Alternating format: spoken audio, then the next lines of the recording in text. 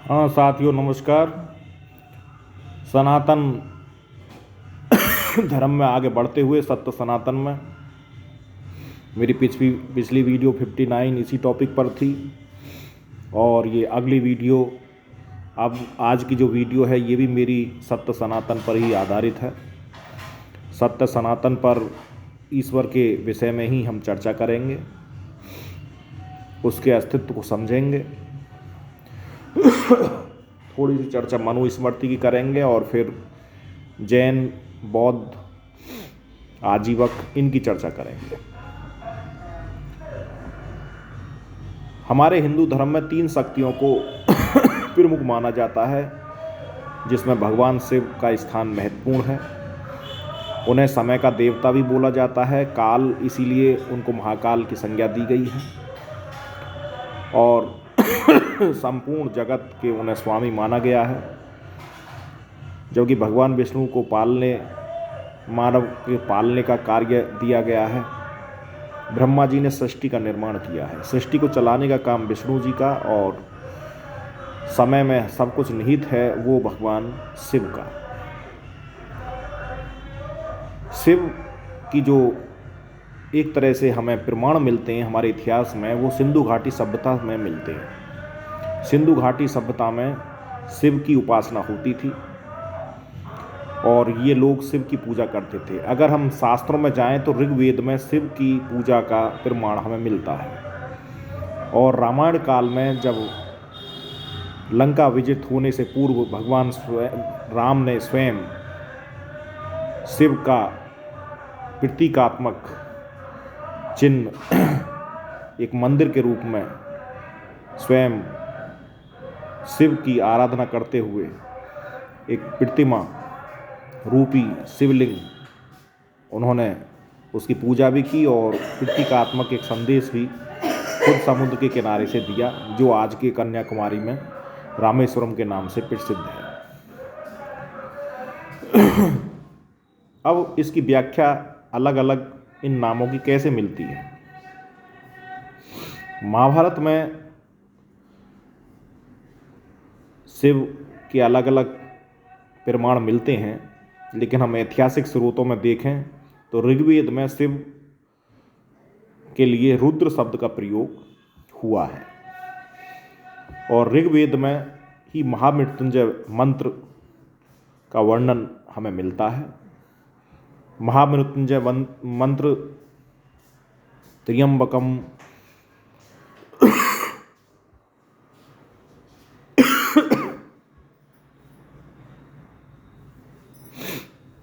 ये जो महामृत्युंजय मंत्र है, ओम त्र्यंबकम यजामहे सुगंधिम पुष्टिवर्धनम उर्वारुकमिं बंधनान मृत्युमुक्षिम महामृतात्। तो ये जो व्याख्या हमें मिलती है हमें ऋग्वेद से ही इसकी व्याख्या मिलती है। और इसकी कहानी बड़ी लंबी है, जो हमें मार्कंडेय के बचाने के लिए इस मंत्र को बोला गया था। वहाँ से हमें इसका शुरुआत मिलती है। तो ये भगवान शिव द्वारा दिया गया एक अमोघ मंत्र है। अगर हम आगे भगवान शिव के और भी नाम देखते हैं तो उनके पशुपति, भूपति, उग्र, महादेव अन्य नाम उनके मिलते हैं। ऋग्वेद में इनके 8 नामों का वर्णन मिलता है। इनमें 4 नाम ऐसे हैं जो मंगलकारी नाम हैं और 4 नाम ऐसे हैं जो विध्वंसक नाम हैं। तो मैं पहले विध्वंसक जो स्वरूप वाले नाम हैं उनके, जिसमें वो विध्वंसक रूप में देखे जाते हैं, उन नामों को मैं बताता हूँ। उनमें एक नाम है रुद्र, दूसरा नाम है सर्व, और तीसरा नाम है उग्र, और चौथा नाम है ऐसनी। तो रुद्र, सर्व, उग्र और ऐसनी, ये 4 नाम उनके विध्वंसक रूप में देखे जाते हैं। अब उनके मंगलकारी जो 4 नाम हैं, महादेव, ईशान, भव और पाशुपत, ये 4 नाम ऐसे हैं जो उनके मंगलकारी कार्यों में उनके नाम लिए जाते हैं और उन्हीं रूपों में उन्हें देखा जाता है। महादेव के रूप में जो शिव का सर्वप्रथम उल्लेख है वो हमें श्वेताश्वर उपनिषद में मिलता है। और ये जो श्वेताश्वर उपनिषद है इसकी तुलना हम भगवत गीता से कर सकते हैं। वैष्णव धर्म में जो हमारा भगवान कृष्ण के द्वारा भगवत गीता है उससे हम इसकी तुलना श्वेताश्वर उपनिषद से कर सकते हैं।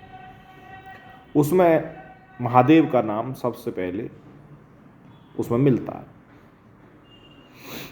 तैत्तिरीय आरण्यक में भी रुद्र की पत्नी पार्वती उसमें बताई गई हैं और उसमें इनका वर्णन हमें मिलता है। शिव की जो हमें प्राचीन मूर्ति है, जो सबसे पहली मूर्ति हमें मिलती है, गुडीमल्लम लिंग रेनगुटा में मिलती है, जो प्राचीन मूर्ति है। पतंजलि द्वारा लिखित महाभाष्य, पतंजलि ने महाभाष्य लिखा है। पतंजलि बहुत बड़े योग ऋषि हुए हैं। तो उन्होंने महाभाष्य लिखा। शिव की मूर्ति बनाकर पूजा करने का वर्णन पतंजलि द्वारा मिलता है। पतंजलि एक ऐसे ऋषि हैं जिन्होंने चाणक्य के अस्तित्व को माना ही नहीं था। वो मानते ही नहीं थे कि चाणक्य भी हुए हैं और ना ही पतंजलि के लेखों में उनका कोई वर्णन मिलता है। हालांकि चाणक्य है, उनके प्रमाण मिलते हैं और जो इंडिका है मेगास्थनीज की उसमें भी चाणक्य का जिक्र किया गया है। तो ऐसा नहीं है।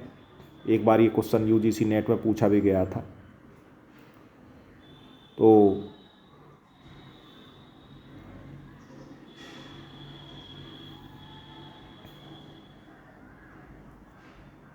मत्स्य पुराण ऐसा पुराण है जो सबसे पुराना पुराण है। पुराण को ही इतिहास कहा जाता है।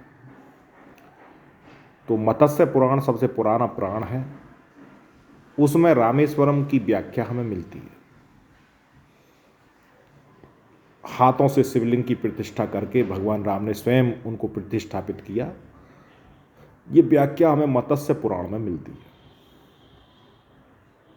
मथुरा से हमें चतुर्मुखी लिंग हमें मिलता है। उसकी एक प्रतिमा हमें मिलती है। इन्हीं सब बातों से प्रभावित होकर एक चोल शासक था, राजेंद्र चोल। उसने शिव के लिए समर्पित भाव में बृहदेश्वर मंदिर का निर्माण करवाया था। इसी से प्रभावित होकर राष्ट्रकूटों ने 8वीं शताब्दी में एलोरा में कैलाश मंदिर का निर्माण कराया, जो चट्टान को काटकर वो मंदिर बनाया गया। संसार में उसके जैसा कोई द्वितीय कोई मंदिर ऐसा नहीं है जिसे इस तरह से तराशा गया हो पहाड़ को काटकर। तो ये शिव के प्रति भक्ति ही हमें दिखाई देती है। अब शब्द आता है भक्ति। ये भक्ति कहाँ से आया? तो भक्ति की जो हमें सबसे पहले व्याख्या मिलती है वो भगवत गीता में ही मिलती है। भक्ति एक ऐसा मार्ग है जहाँ से हम ईश्वर को प्राप्त कर सकते हैं। तो उसकी व्याख्या हमें भगवत गीता में ही मिलती है। तो ये कुछ ऐतिहासिक तथ्य थे भगवान शिव के लिए। हालांकि भगवान शिव एक समय के देवता हैं और इसीलिए उन्हें काल, महाकाल की संज्ञा दी जाती है। और व्यक्ति द्वारा जो भी कार्य होता है अंत में वो समय में ही निहित हो जाती है। जो भी घटनाएं होती है, कोई भी ऐसी घटना नहीं होती संसार में जो समय में निहित ना हो। और स्वयं समय के जो देवता हैं वो भगवान शिव हैं। अब मैं बात करता हूँ जो मनुस्मृति लोग चिल्लाते कि मनुस्मृति बहुत खराब है, बहुत खराब है, उसमें पुराना पाखंड है और पुरानी चीज़ें हैं। मैं मनुस्मृति के द्वारा ही आपको एक ऐसा उदाहरण पेश करूंगा कि आप उस पर विचार करें। 4 पुरुषार्थ होते हैं, और 4 पुरुषार्थ कौन कौन से होते हैं? धर्म, अर्थ, काम, मोक्ष। इनका जो एक तरह से उत्पत्ति हुई है, ये मनु के द्वारा ही हुई है। इनका जो विवरण हमें मिलता है वो मनुस्मृति में ही मिलता है। और ये चारों व्यक्ति का निर्माण और व्यक्ति के समाज का निर्माण, इनका निर्माण हो, इनका विकास हो, व्यक्ति के निर्माण के लिए और समाज के निर्माण विकास के लिए इनको बनाया गया था, और इसका कोई उद्देश्य नहीं था। क्योंकि यदि व्यक्ति का निर्माण नहीं होगा, व्यक्ति का विकास नहीं होगा, तो फिर समाज का विकास कैसे हो जाएगा?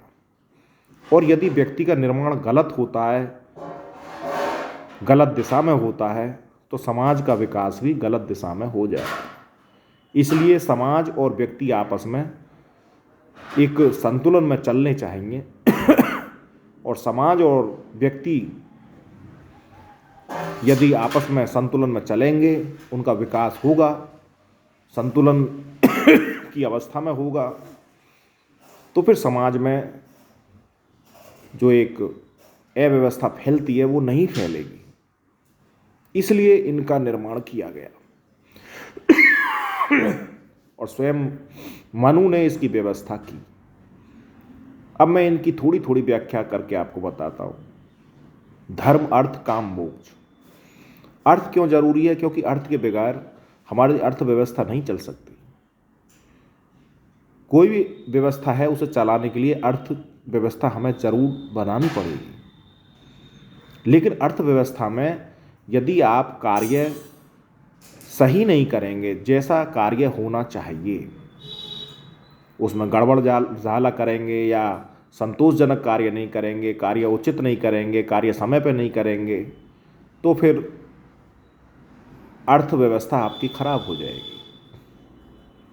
और जब अर्थव्यवस्था खराब हो जाएगी तो फिर हमारा जो एक घटक है वो सही कार्य नहीं करेगा। अब आता है धर्म। धर्म कोई लंबी चौड़ी व्याख्या नहीं है। धर्म की केवल एक ही व्याख्या है कि व्यक्ति अपना कर्तव्य का पालन सही दिशा में करे। यदि वो एक अध्यापक है तो वो एक अध्यापक का कार्य संतोषजनक करे। यदि वो एक डॉक्टर है तो वो अपने डॉक्टर का कार्य संतोषजनक करे। यदि वो एक मजदूर है तो वो मजदूर का कार्य अपना संतोषजनक करे। यदि वो एक ड्राइवर है तो वो ड्राइवर का कार्य अपना संतोषजनक करे। यदि वो सरकारी कर्मचारी है तो जिस पद के लिए उसे रखा गया है उस पद का कार्य का निर्वहन वो सत्यनिष्ठा से करे। बस यदि आपने जहाँ आपकी ड्यूटी है, जहाँ आप खड़े हो, उस कार्य को आप यदि सही करेंगे तो फिर धर्म आप धर्म में काम कर रहे हैं। और इससे ज़्यादा कोई लंबी चौड़ी व्याख्या नहीं है। हमारा हिंदू धर्म इसी बात की प्रेरणा देता है, और कोई हमारे हिंदू धर्म में और कोई नई चीज़ नहीं। धर्म इज ड्यूटी, कर्तव्य, एक ही बात है। हिंदी में उसे धर्म कह देते हैं, संस्कृत में कर्तव्य कह देते हैं, इंग्लिश में ड्यूटी कह देते हैं। केवल यही तीनों एक ही बात है। इसीलिए हिंदू संस्कृति को कर्मवादी संस्कृति बोला जाता है और एक हिंदू संस्कृति को एक व्यवस्थागत संस्कृति कहा जाता है, एक जीवन जीने की शैली कहा जाता है। सुप्रीम कोर्ट ने खुद ये माना है। तो धर्म हो गया। अर्थ मैंने बता दिया कि अर्थ क्या है। अर्थ केवल ये है कि आप अर्थ के बगैर व्यवस्था नहीं चला सकते। एक व्यक्ति को आपके यहाँ कोई काम करेगा तो उसे आप पैसों में ही तो देंगे, उस काम के बदले पैसे ही तो देंगे, और पैसा, मुद्रा केवल उस व्यवस्था को संचालन करने का एक माध्यम है। तो धर्म हो गया, अर्थ हो गया। अब आती है बात काम और मोक्ष। काम हमारा सब जानते हैं, संसार नहीं चलेगा अगर काम ना हो तो। संसार की आगे बढ़ोतरी भी जारी रहनी चाहिए। जीव से जीव अगर नहीं आगे चलेगा तो जो जीव है वो खत्म हो जाएगा, संसार खत्म हो जाएगा। इसलिए काम को जरूरी माना गया। यदि जीव की उत्पत्ति होती है और जीव चला गया, पुराना जीव खत्म हो गया, तो नया जीव भी आना चाहिए। तो इसलिए काम की उत्पत्ति हुई, बस इसलिए काम जरूरी है। अब है मोक्ष। यदि हमारे धर्म, अर्थ और काम, यदि तीनों शरीर से हम सही और सत्यनिष्ठा से गुजर जाएं तो मोक्ष तो अपने आप ही हो जाएगा। उसके लिए कोई लंबा चौड़ा सोचने की आवश्यकता नहीं है। और अगर आपने ये तीनों ही घटक पूरे नहीं किए, यानी कि धर्म, अर्थ और काम, तो फिर मोक्ष आपको कहाँ से मिल जाएगा। इसीलिए इन्हें जो हमारे ये तीन घटक हैं, यानी मोक्ष को छोड़कर उन्हें त्रिवधु कहा जाता है। वो इसीलिए कहा गया। तो ये हमारे जो पुरुषार्थ बनाए गए वो इसीलिए मनु ने बनाए, ताकि व्यक्ति का विकास हो और व्यक्ति के विकास के साथ साथ समाज का विकास हो। और जब व्यक्ति का और समाज का सर्वांगीण विकास होगा और वे अपने कार्यों को सही ढंग से करेंगे, तभी वो आगे अपनी सर्वांगीण विकास समाज में कर पाएगा। और जब ये संतुलित नहीं होगा तो समाज में फिर अव्यवस्था फैल जाएगी। जैसे कि आज की अवस्था हमारे देश में है। हमारे देश में जो आज अव्यवस्था फैली हुई है उसका केवल एक ही कारण है कि हमारे जो ये पुरुषार्थ हैं चारों, ये संतुलन में नहीं है। धर्म कोई जानता ही नहीं है, ड्यूटी क्या होती है। केवल एक ही ड्यूटी हम मानते हैं कि पैसा कमाओ, कैसे आओ, उल्टा सीधा आओ, कैसे आओ, झूठ बोल के आओ, गमन करके आओ, तुम्हारे पास पैसा होना चाहिए। बस केवल इतनी सोच रह गई है। धर्म खत्म, अर्थ खत्म, काम में भी ज़्यादा ध्यान है यहाँ के लोगों का। तो अब यहाँ धर्म और मोक्ष, इसकी तो बात ही मत करो। अर्थ और काम वो ज़्यादा चल रहा है। अर्थ में भी व्यवस्था को नहीं समझते कि भाई हमारी व्यवस्था कितनी खराब हो जाएगी, लेकिन उन्हें केवल इतना कि बस हमारे पास पैसा आना चाहिए, कैसे आओ। वो पूरी व्यवस्था को समझने वाले ही नहीं है, सुनने को तैयार नहीं है। तो फिर कैसे काम होगा। चिंतन खत्म। चिंतन मनन करने के लिए बुद्धि सही होनी चाहिए, वो यहाँ है ही नहीं। 150 करोड़ लोग रहते हैं इस देश में, लेकिन मुझे नहीं कहना चाहिए यूट्यूब पर कि 150 करोड़ लोगों में अगर आकलन किया जाए तो उनका चिंतन मुश्किल से 1 करोड़ लोग भी नहीं निकलेंगे। उनकी गिनती हजारों में ही आएगी। हो सकता है 150 ही आए जो यहाँ चिंतन है। क्योंकि यहाँ लोग मानसिक रूप से बीमार हैं। इस देश में केवल एक ही बीमारी है, वो है मानसिक रूप से बीमार। यदि यहाँ मानसिक रूप से ये लोग सही होते तो माउंटबेटन जैसे लोगों को ये कहना नहीं पड़ता कि हम देश को आज़ादी तो दे रहे हैं लेकिन ये लोकतंत्र के लिए योग्य नहीं है। ये रिकॉर्डेड बयान है, इतिहास है ये।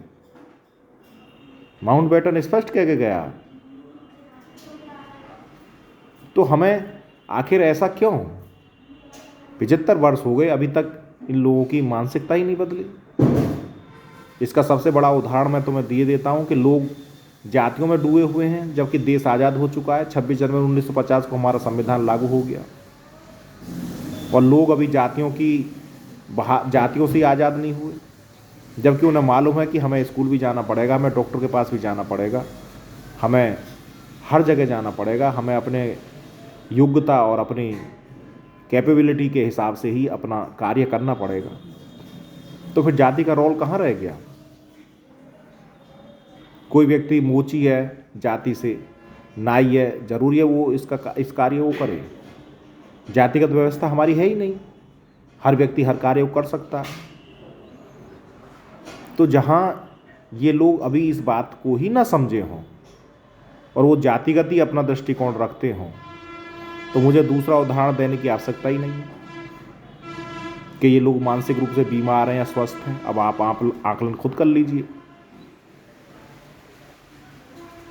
जो व्यक्ति जातिगत आकलन अपना कर रहे हैं वो मानसिक रूप से बीमार है, और जो व्यक्ति एक भारत के, इंडिया के राष्ट्र के नागरिक की हैसियत से अपना दृष्टिकोण रखता है वो व्यक्ति मानसिक रूप से स्वस्थ है। एक डॉक्टर का कार्य जब करेगा जब उसने डॉक्टर का कार्य सीखा हो। एक टीचर, मास्टर अपनी टीचिंग का कार्य जब करेगा जब उसने वो स्टडी की हो, पढ़ा हो, ज्ञान अर्जित किया हो, तब वो ये कह सकता है। तो उसके लिए कार्य करना पड़ेगा।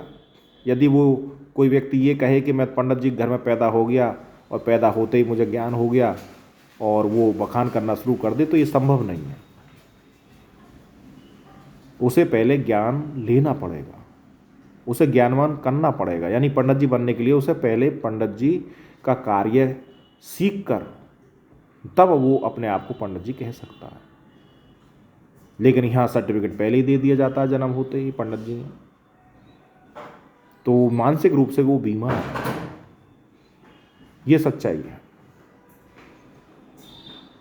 हमारे ईश्वर ने, हमारी संस्कृति ने यही तो अधिकार हमें दिया है कि आप काम करिए, और अगर आपने कार्य ऐसे करे तो लोग आपको कोई अवतार कहेगा, कोई भगवान कहेगा। और ये हुआ है हमारे यहाँ।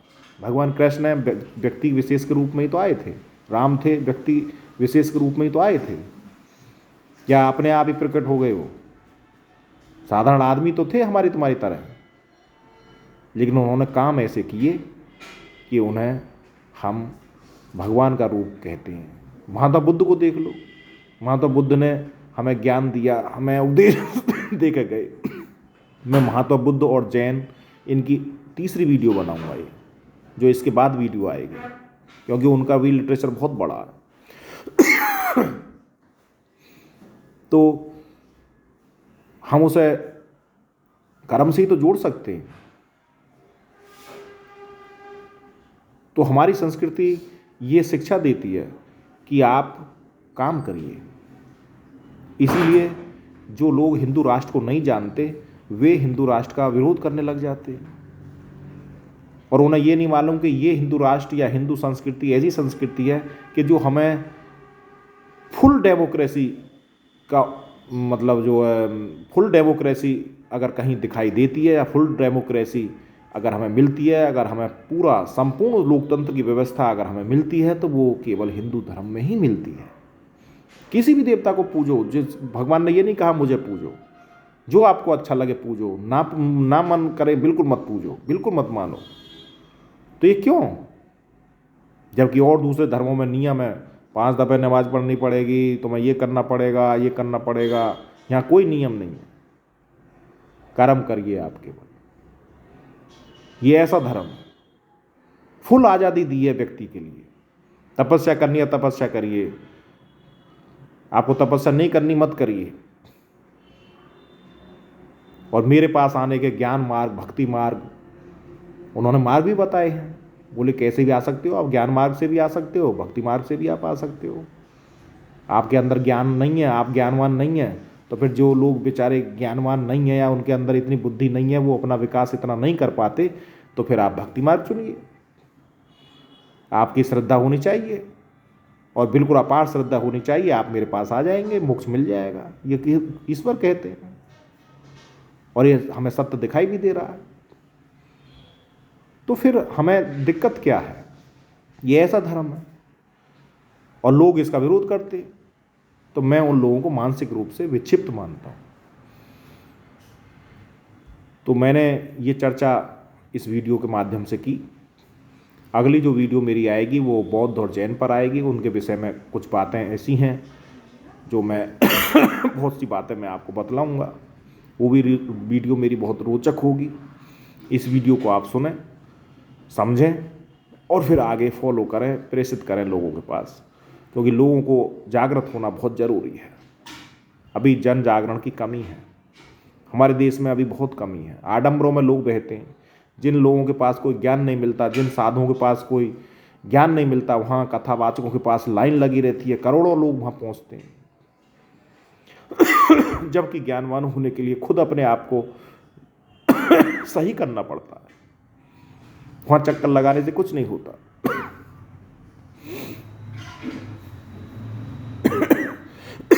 अंत में एक ही श्लोक कहूँगा कि कर्म ही पूजा है। आप अपना कर्म सात्विक भाव से करिए, सबसे बड़ी पूजा है। ईश्वर ने ये कहा है। धन्यवाद।